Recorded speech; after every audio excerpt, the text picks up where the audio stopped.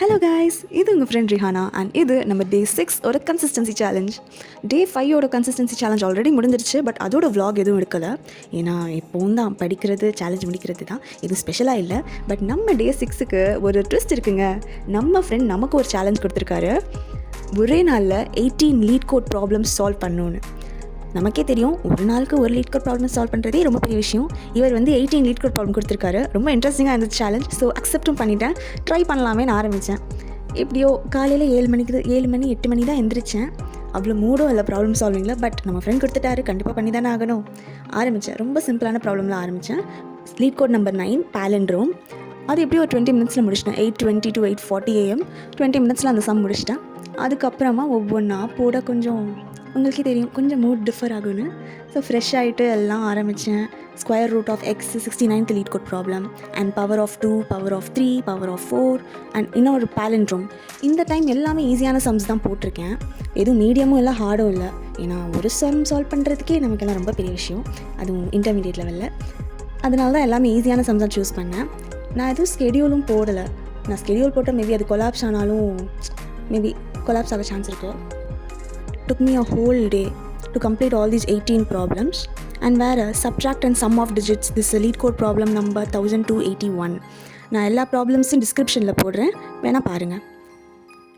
எப்படியோ ஈஸியான சம்ஸாக இருந்தாலுமே அதோட லாஜிக் அண்டர்ஸ்டாண்ட் பண்ணி ப்ரோக்ராம் போடுறதுக்குள்ளே it almost took me an hour also. சில சம்ஸ் ஈஸியாக இருந்துச்சு, 20 மினிட்ஸில் முடிச்சிட்டேன். சில சம்ஸ் ஈஸின்னு சொன்னாலும் அதுக்கு ஒரு 1 ஹவராவது எடுத்துச்சு லாஜிக் அண்டர்ஸ்டாண்ட் பண்ண. பட் எப்படியோ, அதுவும் நம்ம லாஜிக் அண்டர்ஸ்டாண்ட் பண்ணாமல் எந்த ப்ராப்ளமும் போடவே மாட்டேன். நான் அண்டர்ஸ்டாண்ட் பண்ணிட்டு தான் ப்ரோக்ராமே சால்வ் பண்ணுவேன். இது மிக்ஸ்ட் ஆஃப் ChatGPT, யூடியூப், கூகுள்னு நிறைய மிக்சஸ் இருந்துச்சு. அண்ட் சம்டைம்ஸ் ஓனாக கூட திங்க் பண்ண வேண்டியதாக இருந்துச்சு. அதுவும் சக்ஸஸ்ஃபுல்லாக முடிச்சிட்டேன்.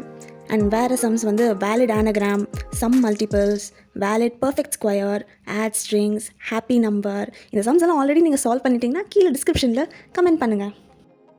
ஸோ 18 சம்ஸும் சக்ஸஸ்ஃபுல்லாக நான் கம்ப்ளீட் பண்ணிட்டேன். அதுவும் நைட் ஆல்மோஸ்ட் ஒரு 11 o'clock வரைக்கும் இருந்தது.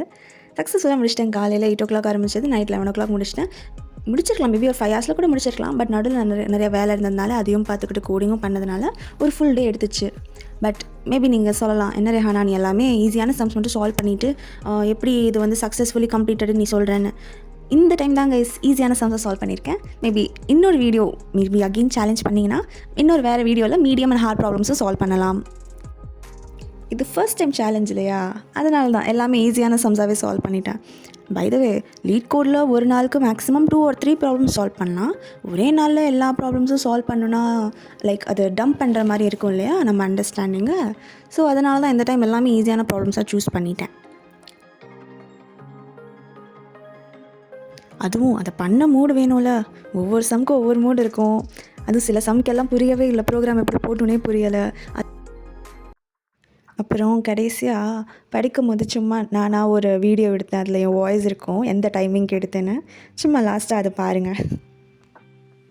It's like 6:42 PM right now and you see I'm still on my bed,